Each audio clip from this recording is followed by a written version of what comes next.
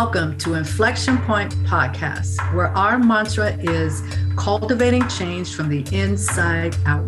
Join your hosts, Anita Russell, Mavis Bauman, and Gail Hunter, as we create a brave space for conversations about racism, personal transformation, and accountability. Conversation provides a means to dive deeply into your thoughts, ideas, and beliefs and examine what emerges in your words, actions, and behaviors. The show is a journey towards anti-racism by cultivating change within yourself first and then out into the world.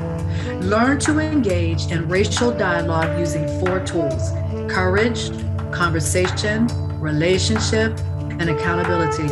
Discover how truth, reconciliation, and healing can emerge from honest and deliberate conversations. Manifest social change right now on Inflection Point Podcast.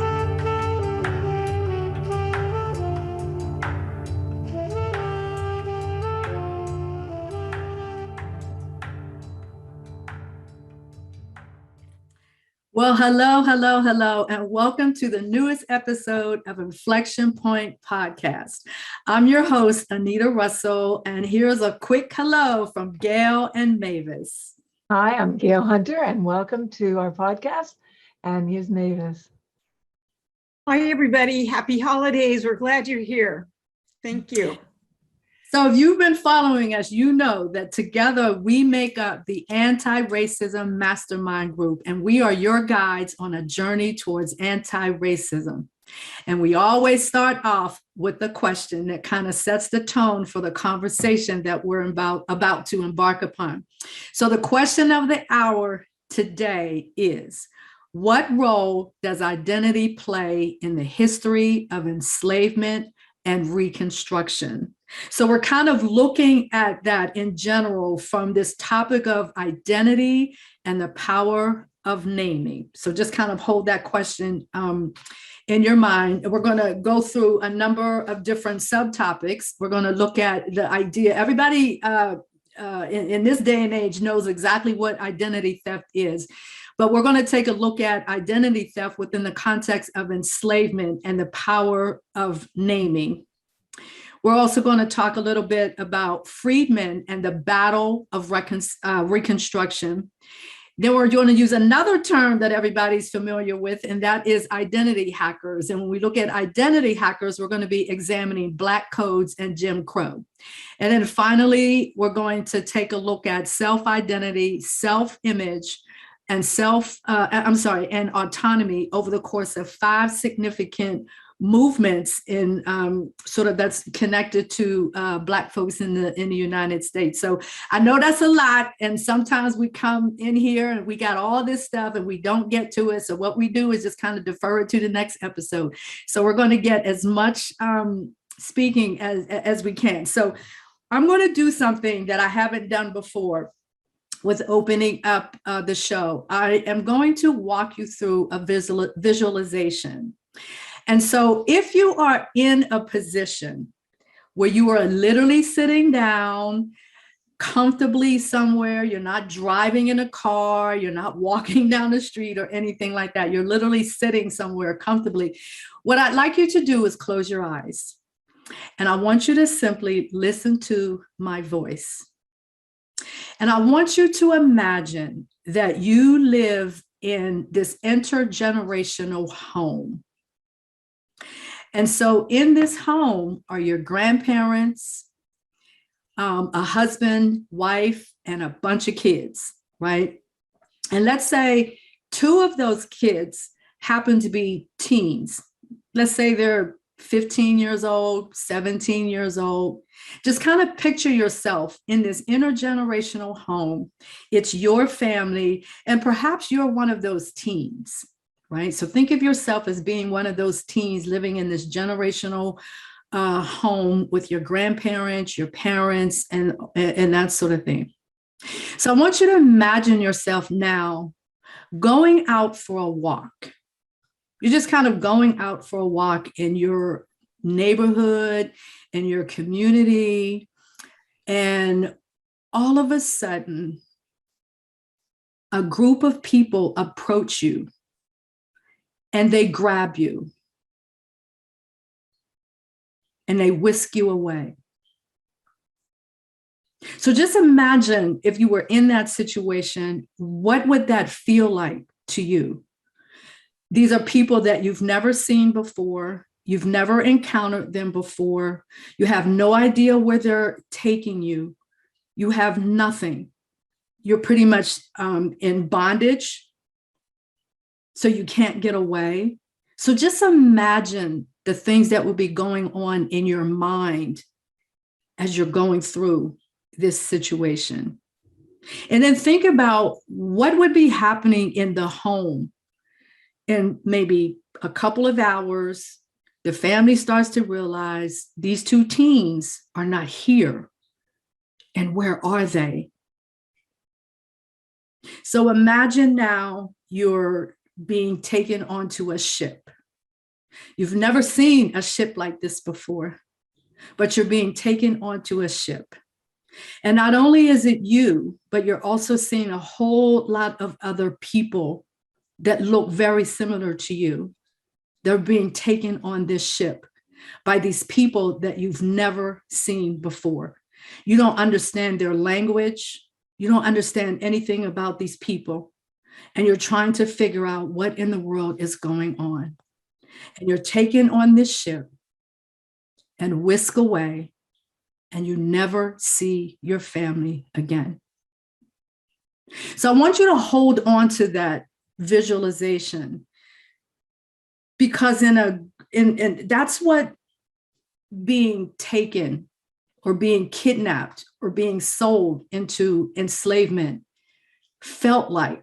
So I want you to think about what some of the things that you may have been feeling as you were listening to those words. The fear of the unknown. I don't know these people. Nobody else is speaking my language except my brother or my sister. We're the only ones who speak the same language. I don't know what this big thing, this vessel that we're on. And just imagine being on that vessel for like 2 months. Just 2 months out on the open sea. And then finally you see land and you're whisked off of the ship into this foreign place that you've never seen before. You've never experienced it. You don't know the language. You don't know anything about this place where you are. So then you end up with another family. And the first thing that family does is that they change your name. So again, I want you to kind of hold on to that visualization as we're walking through the conversation, and we're going to talk about the power of naming. So Gail and Mavis, do you know the history of your names? Like who are you named after or what have you? I don't know the history of my first name, but I know my father liked my name Gail. My mother is actually my middle name. My mother liked the name Patricia. So I was called Gail, but my mother got to have the name Patricia first. But the name Hunter, my last name is Hunter, and I could trace that back to the 1600s and genealogically. So I do know on my father's side, and I know somewhat on my mother's side too, where that comes from and what country it comes from. Mm-hmm. Yeah. So what about you, Gail? I'm sorry, Mavis, what about you?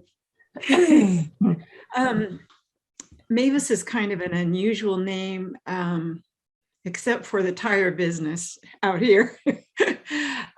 Mavis is really a French word for the bird that we call the thrush. And so the meaning of the name is songbird. And my middle name is Celeste, which means heavenly. And both those things are really beautiful. But they don't trace through our family at all. They actually, Celestine is a very French name. And I think that the name came up through the South because the name Mavis is more common in the South. As far as my last name, of course, I can trace back, I would say 2 or 3 generations. but my maiden name is Bauman. And all I know is when I was doing some research in Rwanda, there was someone by the name of Bauman there a couple hundred years ago. So that's a name I need to seek out. But I'm very identified with all three. I'm very identified with them. I'm the idea that Mavis is unusual, never caught on. It all feeds my identity. Exactly. That is exactly the point that I'm making. So can you imagine you being thrust in some different type of social system where your name is no longer Mavis, your name is Mary? Just like that. Your name is Mary. And if you don't acknowledge that name, there are some serious repercussions to you not accepting that this is your new name. So can you imagine what would that make you feel like? Especially since I'm not talking about somebody who is like a baby or a 2-year-old or something like that. Right. You know, in our visualization, we're talking about people that are 15, 16, you know, they're teenagers. And so their identity is really, really rock solid. They have no question, no doubt, like who they are and all of that. So I'm actually going to read something to you, and it's actually called, it's about the 1619 project, and it's actually called The Power of Naming. So I'm not going to read the whole document, obviously. So I'm just going to read a little bit. So the 1619 project have been tasked with putting history back together and placing the contributions of African Americans in the center of the country's fight for democracy and citizenship. For the over 400,000 Africans brought directly to America against their will in the terrifying journeys of the transatlantic slave trade and the harrowing existence of chattel slavery, choice and power were systematically and violently stripped from the moment of capture onwards. This is the part that I really want us to focus on. While they held on to their names in their minds and in their hearts throughout that journey, by the time they reached North America, so too were their names stripped away. And this began a cycle that would affect their families for generations to come. And then it goes on to describe, for example, in Western tribes, of Western African tribes, I should say, the significance of your name, right? So these names can identify your family grouping, your tribe, your religion, your day of birth, rather, your order of birth, whether you are a twin, your family's aspirations for you, or even your father's occupation. So the point being, names carry so much power in terms of you and you're identifying who you are. So talk to me a little bit about Mavis and Gail. How does that resonate with you? And when you think about that visualization, what did that make you think or feel? It had to be terrifying. I can only imagine. I mean, however old the person would be, being taken from their home environment and their family. And I mean, it would be terrifying. And then traveling on a ship that they don't even know what that is, and an ocean that they may never have even seen before, and to a land that they don't understand or know our languages. I mean, that in itself would be so traumatic for anybody imagining that happening to them. And then being stripped of their name, their identity, and then being treated like they're not even human. I mean, it just is overwhelmingly unbelievable. And what they must have felt, how terrified, how lost, how alone, how horrified they had to feel. And I think everything that you said is so key, because I believe a lot of times when we talk about slavery, we talk about slavery as if this was one moment in history. We don't recognize the continuum. Like in what I read, it said a cycle began that would affect their families for generations to come. So the repercussions of all of that are still there in present day. Right. Right. So Mavis, your thoughts? I guess the one that's front and center is how you said to me one day, Anita, I don't really know my name. I really don't know my last name. I think we were talking about specifically, right? Not that every country uses both names or two names, but it just landed on me. Kind of, it was shocking to think about, because those things are all operating in the background. This is my name. I don't have to think about it, especially, for us white folk, The first thing I thought when you were describing the visualization was, my heart started to race just from the description.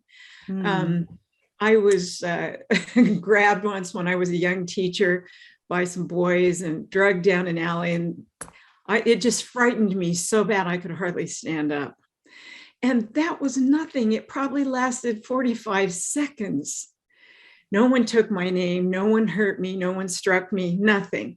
But they just threatened my freedom and my safety. And I will never forget that feeling. So that's just not even a thin layer of the top of what, people in the past have gone through in the slave trade. And, and how they were so debased and in their suffering in that ship. That is, it's just unimaginable. But, I've read it, and I think I've heard you both say it a couple of times, that the soul is not destroyed, that the name is remembered, that we hold on to that part of us no matter what happens. And so, yeah, the idea of a name is taking on a much bigger concept for me. Right, because it's right. So a name, it's not just like this label that you could slap onto somebody. And so when you hear, for example, a basic American name like John versus, I used to work with a gentleman, his name was Calixtus Ida. He was Nigerian. And so if you go from Calixtus to John, that's kind of a hard thing to do. Even, when you think about languages, for example, how our mouths, our tongues, and everything respond based on the language that we're speaking, which is the reason why you have some sounds in one language that you might not even have in another language, right? And so if you could imagine that you're 14 years old and you're packed with all of that, you're packed with your identity, you're packed with your culture, you're packed with your ancestors, you're packed with all of this stuff. So your identity is so much deeper than what you look like on the surface. Right? So it's just so incredibly powerful as we were kind of putting all of this stuff together. And as I was thinking about how are we going to have this conversation and everything, how absolutely important it is for people to recognize that changing names has so much significance. And over the course of generations to generations, it also blocks, to a certain extent, it blocks us from being able to trace our ancestors back. Because we can trace them back to our, the slaveholder who may have owned our family. But what about all of that preceded all of that? Like, what about all of my ancestors, the line that I came through that I can't even recognize? So just that's just powerful. And I think, and I think sometimes when people, it almost makes me feel like people belittle what slavery was really all about until you really start picking it picking it apart and making it resonate within a person like me, Anita Russell. My African name would have been something totally and completely different that truly defined me. You ripped away the identity of each person. I mean, literally, not just their name and the I am of who they are and the belief and value of themselves. I mean, everything. Mm-hmm. So you can see why I looked at this segment from the standpoint of identity theft. Right, right. Yeah, Totally. yeah. Just think about it. If you've ever had your Right. identity stolen, how does that make you feel? You feel like, oh my gosh, you feel violated. Completely. And Yeah, it's really an invasion. And then you wonder, what you have to strip down to be you again. Right, exactly. I imagine some listeners can identify with the idea of changing your name to a married name. When I went back to my maiden name, all kinds of things went away, like my frequent flyer miles, because my name had been changed. And I just had no idea that those things, I could have given the miles to someone with my ex-husband's family name, but I couldn't use them even though I gathered them. There's a lot to identity for sure. Absolutely. For sure. And yeah. Absolutely. I didn't give up my maiden name. I kept my maiden name, and Good girl. I wanted to keep it. I liked it, right? To know where that comes from. Yeah. Mm-hmm. But the thing of what you just said is that you had a choice. That's right. I had a choice. And you were able to make that choice. True. But when something is forced upon you, right. that's a it's a completely different kind of scenario. Absolutely. Every choice was taken from them. Yeah. Yeah, exactly. So we're going to stop now and take a short break, because in the next portion, we're really going to dig into Reconstruction. So we sort of started from this standpoint of the Middle Passage and kind of going from your home base in West Africa to the United States. And now you've been completely stripped of everything that you know that identifies who you are. So that was the original identity theft. So now we're going to move into the battle over Reconstruction. So if you could think about Reconstruction, sort of this battle between emancipation and equality. And then there were lots of things that were going on in that time period that relate directly to identity. So we're going to take a very short break, and then we'll be back and we'll continue the conversation.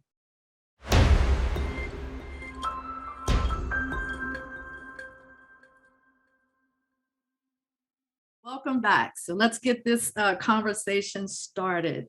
So we're going to talk about the post-emancipation. So everybody knows kind of at least the general history. We had the Civil War, and you got the North versus the South. You got the Union versus the Confederates, and the Confederates are like, we need to maintain our economy, and we need this free labor that we've been enjoying for decades now. We need to keep that in place. So it tore the country apart. States wanted to secede from the Union, and Abraham Lincoln wanted to maintain the Union. So it just became this embroiled situation where it was literally tearing the country apart. And the central issue, though a lot of people tried to downplay the central issue really was about slavery. Okay. And whether or not that should be something that should be continued. Right. And so we all know the story. Abraham Lincoln declares, after the war and everything, and the Union is declared the winner, if you will.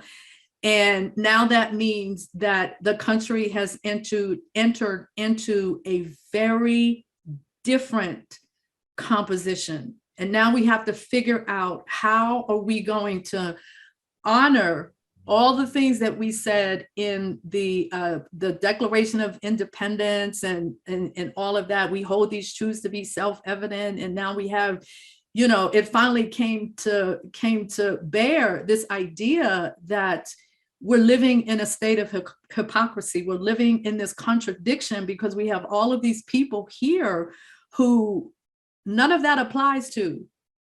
None of that applies to them. Liberty, freedom, pursuit of happiness, land of the free, home of the brave. None of those things actually apply to this particular segment of the population. So now you're kind of in this dilemma because you trying to maintain one thing, but you're trying, another part is just trying to pull away to do things differently. So now we have the Emancipation Proclamation. And if you think about the Emancipation Proclamation, what I mentioned earlier was that was like it created this situation where now we've got this other internal battle that's going on, right? So during the Reconstruction period, white people use violent resistance to ensure that the emancipation did not happen. So this whole idea of the status of Black people changing so that we have equal status with whites and that we have access to the rights of citizens was very challenging, to say the least, right? So what we're going to do now is let's walk through some of the major points that were connected with the aftermath of the Civil War and the Emancipation Proclamation. So we'll start with the 13th Amendment. So I'm just going to read like a brief description of the 13th Amendment. The 13th Amendment of the United States Constitution, ratified in 1865 in the aftermath of the Civil War, abolished slavery in the United States. You kind of like want to put that in quotation marks though, abolish slavery in the United States, okay? The 13th Amendment states, neither slavery nor involuntary servitude, except as punishment for crime, whereof the party shall have been duly convicted, shall exist within the United States or any place subject to that jurisdiction. So when you hear that, what do you think of that? Would you think about that particularly within the context of modern day times? Because, even though this was something that happened in 1865, it wasn't necessarily, it may have been ratified, when you think about it, ratified from that legislative, legalistic perspective. But in terms of being ratified so that people actually experience that freedom and that liberty and all of that, we still got a long way to go. So what do you guys think of that? What do you think? A long way to go. Long way to go, right? It was a convenient way of saying yes, but, right? Mm-hmm. Yeah, okay, we ratified, but we're going to find a way to make sure that we have a way to keep slavery going. Because you have to realize that the biggest issue for the South was the economics. Mm-hmm. Plantation owners were the wealthiest people in the world, and it was documented that they held the greatest wealth because they had the greatest free labor, right? They had the most to lose. And so, after Lincoln was killed, Johnson became the president and was a bit affiliated and had been a slave owner and plantation owner. So there was always that way of doing that yes, but, and that's what that clause was. Mm-hmm. So that's a really, really good point that you bring up with Andrew Johnson, and because that was related to the whole the Confiscation Act, right. Where the freed individuals now would be given 40 acres and a mule. But where did that land come from? The land literally came from the slaveholders, right? Right. And so this promise was there. But then when Lincoln gets assassinated and Andrew Johnson steps into place, that promise literally disappeared. Right. Right. And all of that land was given back to the slaveholders. That's right. And so the same with the 13th Amendment, that they kept that condition in there, that there was still a way of having slaves, right? given that certain clause in it. Right, exactly, which is exactly the topic of the book, Mass Incarceration and the New Jim Crow. Right. Oh my gosh, I'm blanking out on the author. Oh, Michelle Alexander. Yeah. I saw a YouTube video of her the other day when she was doing a lecture, and she was literally going through what that progression actually looked like. So again, when I hear people sort of looking at the issue of slavery as if it was something that happened in this bubble of time over here, and it has nothing to do or any connection whatsoever to what we are experiencing in today's society. On. Exactly. Going on in the penal systems and the prisons. Right. Yeah. And so what do you say, Mavis, what do you say about this 13th Amendment thing? Well, you know, it was almost just great in theory, but who was really able to get on board? And I'm thinking about all the other laws we have that people just don't adhere to. Mm-hmm. And this was so big and followed so many people that it was like, yeah, I'm going to give you something, but I'm holding something back. I'm just going to hold something back because I'm going to need my slaves, or I'm going under, or I'm going to find a way around the laws associated with emancipation. So it's really just kind of human nature, but it was just, as you say, so brutal in the execution. Right. So that's a good segue into the 14th Amendment. And I think, Gail, you're going to tell us a little bit about that. Right. So the 14th Amendment was ratified in 1868 and it granted citizenship to all persons born or naturalized in the United States, including former enslaved people, and guaranteed all citizens equal protection of the laws. One of the 3 amendments passed during the Reconstruction era to abolish slavery and establish civil and legal rights for Black Americans, and it would become a basis for many landmark Supreme Court decisions over the years. It's basically what that amendment states. However, it also had its clauses that were catches, right? Because when the Black codes were introduced and the Jim Crow laws, that's when that was altered, right? In practice, right? Always altered in practice. Yeah. Right. Yeah. Mm-hmm. Definitely. Because when you think about, you just think about what's happening here, right? You have an amendment, right?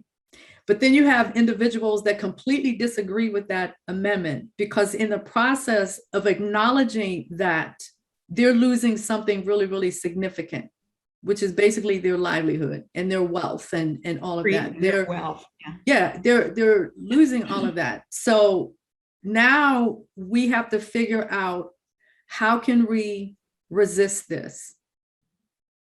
And one of the things that also, I believe, like I'm not a historian, but I believe that one of the things that also happened was when the Union pulled out of the South, right. And now the power was given to the state at the state level to sort of enforce the amendments and all of that, these new laws governing citizenship and equality and all of that. So you've got these new laws, but now instead of it being maintained at the federal level, it's been reduced down to the state level.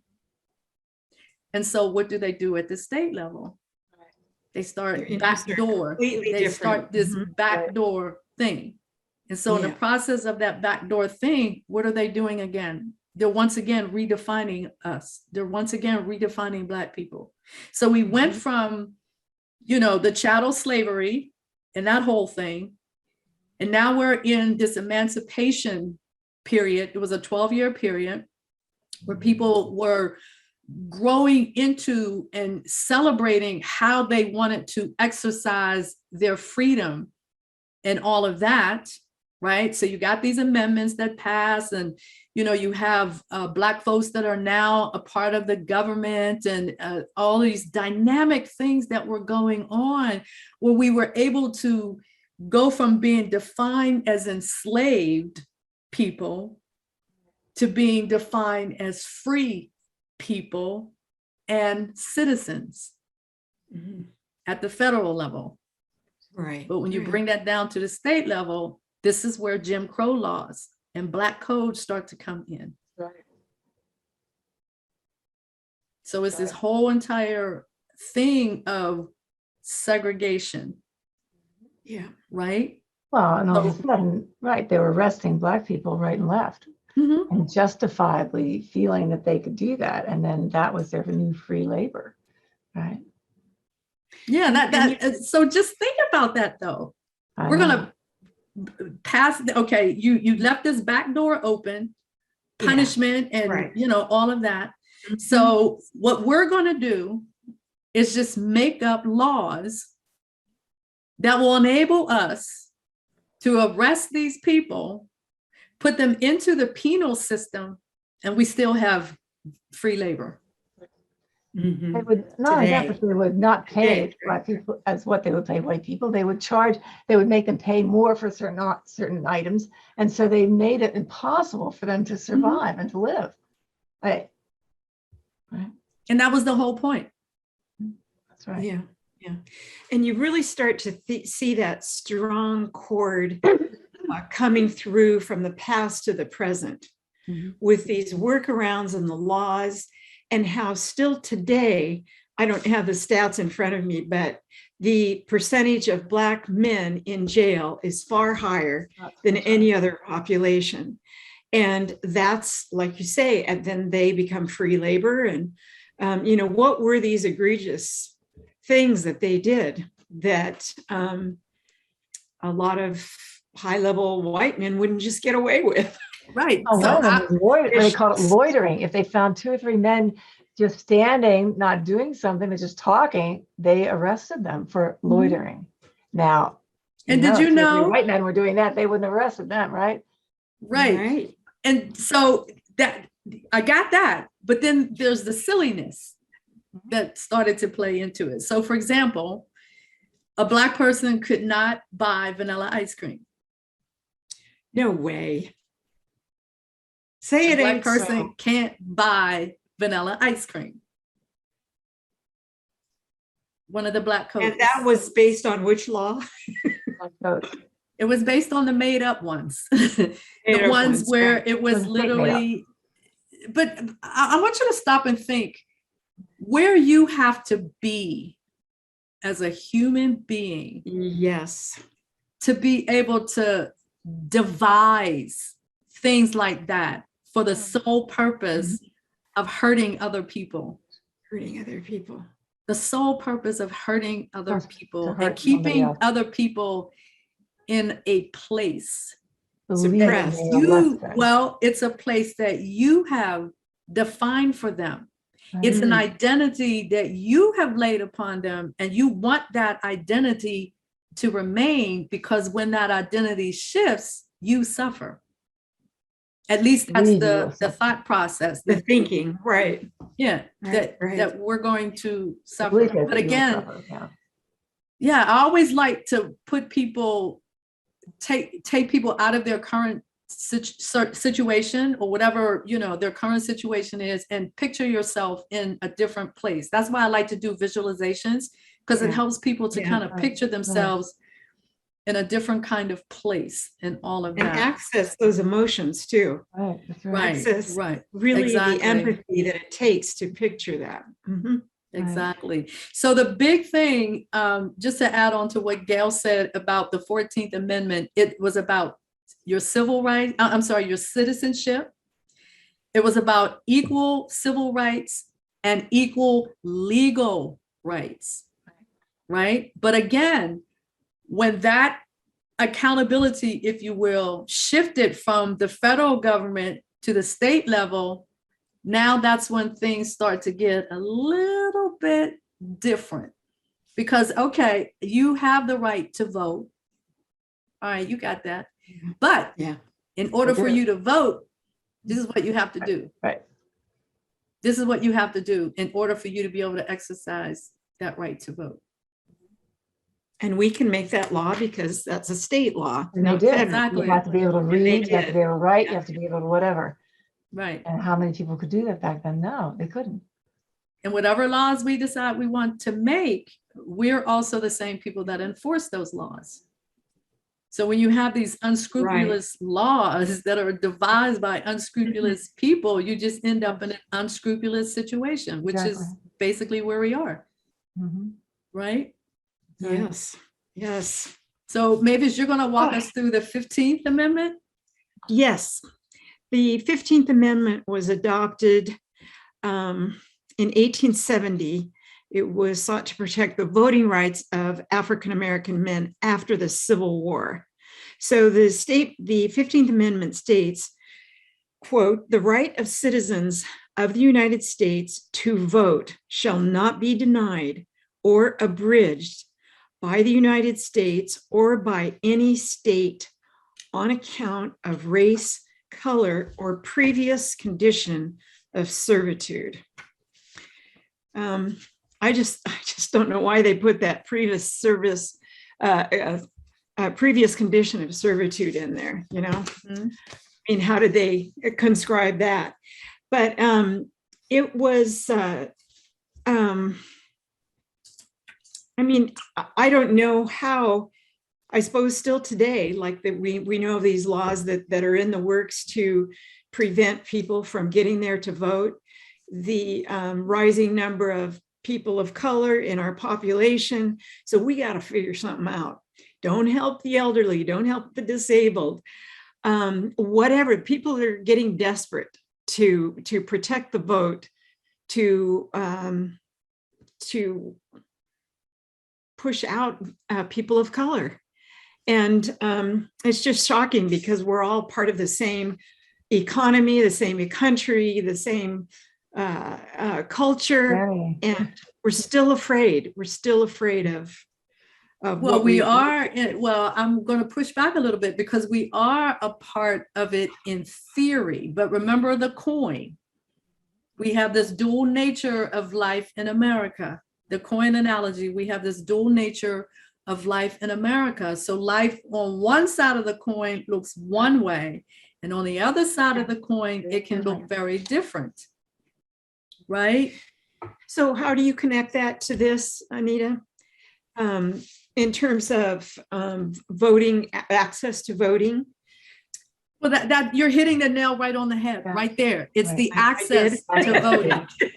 It's the Okay. access. Okay, yeah, Right, the the law ability to says get you have the right to vote. Yeah, the Right. law says that. I got you. Yeah. But you know what?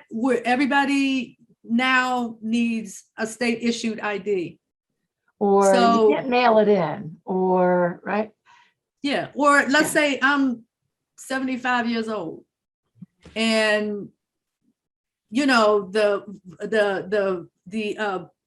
voting right people, you know, the people who go around to make sure everybody is voted, they're coming in your community and all of that. You're 75 years old and you're saying, yes, I want to get re-registered. I was registered years ago perhaps, but now I need to get re-registered because I'm living in a different area.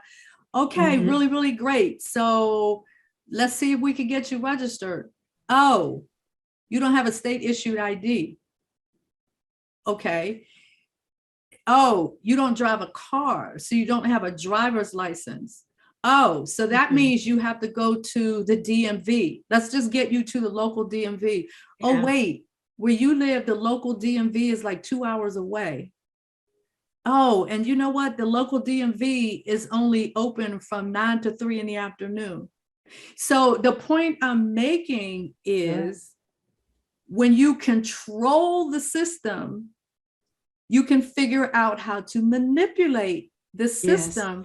Right. That's what gerrymandering is. Let me see how we can Yes. draw these squiggly lines Exactly. here Right. so that we can get the maximum number of Exactly. people in the space that we want it to be, because you're trying to set up the vote. You're literally know how trying that to is- set up the vote. I don't know how that is done in broad daylight. Amazing, isn't it? You Well, know, think about the how is states. that done with full knowledge of people in the country? I'm going to pick my voters.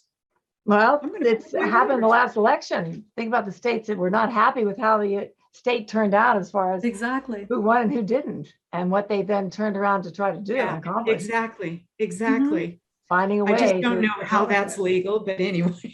But Yeah. I think you got to catch this point though. It's not about whether or not it's legal. It's whether you're in a position to be able to establish what the legalities course. actually are. Right. So if Yeah. you're in a position, I mean, just think about where we are right now. There's so much argument over Roe versus Wade, that the abortion law and all of that. And I'm not looking at this from the standpoint of where you stand personally on the abortion issue. I'm looking at it from the standpoint of it being a law Yes. and how easily it can just start to get chipped away. Go So whether away. it's voting laws or whether it's that kind of law or other types of laws, or, you know, you think about stop and frisk. That was just a law that somebody made up in like New York that gave police officers the right just to go and stop people and frisk them. Even though Randomly. I'm supposed to have this right that, you know, you can't violate my civil rights as a police officer. Oh, so we're just going to make up this thing over here called stop and frisk. Yeah. So do you see? I When do you see. think about Manipulating the it, system, yeah. when you think about it, Mhm. if you're the one that's controlling the system, you don't want to give that up. You don't want to give that up, which is where we are right now. We're kind of in this tug of war. Yes. And I think the tug of war is probably even stronger now. I mean, this is just Anita talking, stronger now than it was during the Reconstruction, simply because there are a lot of people now who are beginning to be a little bit in their awareness. They have a lot more Enlightened. awareness, Yeah. of what the system more access. actually looks like. And the fact that the three of us are together. 10 years ago, what Black woman was sitting down with two white women having conversations like this? It wasn't happening. You were. Well, I was, yeah. But do you see my point? Yeah. Do you see my point? Yeah. Do you Yeah. feel that we're kind of in a different kind of tug of war now? Definitely. Definitely. There is a force, and it's going to be reckoned with. It has to be. It's going to be reckoned with. And, you know, people need to think about, the people in power need to think about their legacies. What are you really proud of? That's right. You know, What do you Are really you- want to leave with? are you eliminating suffering? Are you enabling Are you people contributing to their it? potential? Or do you need a yacht for your yacht? Right, exactly. I need a yacht You know, for my yacht. that thinking is foreign to me. Yeah. Right. So as usual, we're definitely running out of time. And I wanted to make sure that I read this one scenario before we left. This is the scenario about the young woman who was Oh, yeah. adopted, Oh, Yeah. yes. right? Mhm. Okay, so I'm going to attempt to say her name. And by chance, if somebody out Go there for it. watches this and I butcher her name, let me apologize to you, humbly apologize. So Tarakua Lima, I believe that's how you pronounce her name, Tarakua Lima. She was a young girl who was adopted at the age of 13 from Ethiopia. She came to the United States and she struggled through 2 failed adoptions. So I'm going to tell you a little bit of her story, that how it kind of relates to what we're talking about. When I was 13, my 2 youngest sisters and I came to America through a corrupted adoption agency. They told us we were going to America for educational exchange program. And once we got to America, we found out that we were adopted and didn't even know what that meant. The American family told us that they are our forever family, and I reacted with a lot of grief and anger because I did not want a new family. I have a family. And so it was Melissa Harris Perry who was interviewing her. And so she asked the question, how did they respond to your reasonable grief and anger? I think they didn't really react that well because they wanted to adopt a child who is an orphan, and the adoption agency told them false information. And so it was my word against theirs.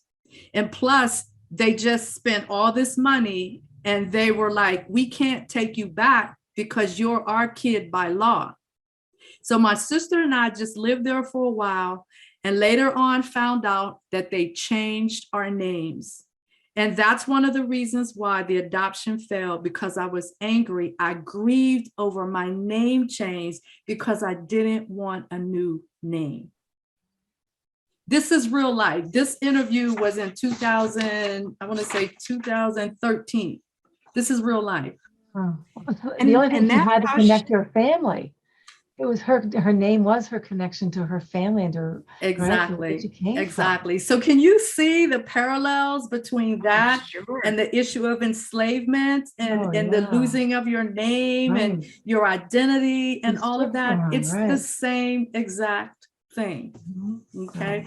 So we literally only have about 5 more minutes, and I wanted to make sure that each of us had the opportunity to call out a little bit of information about our websites and all that sort of thing. So I'm going to start with Gail. So give us a shout out.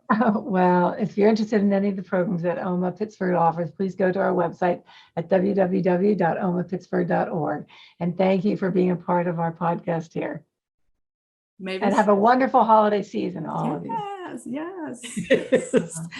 I am president of Seed a Better Life, and we are in the heart of our fundraising campaign for this year.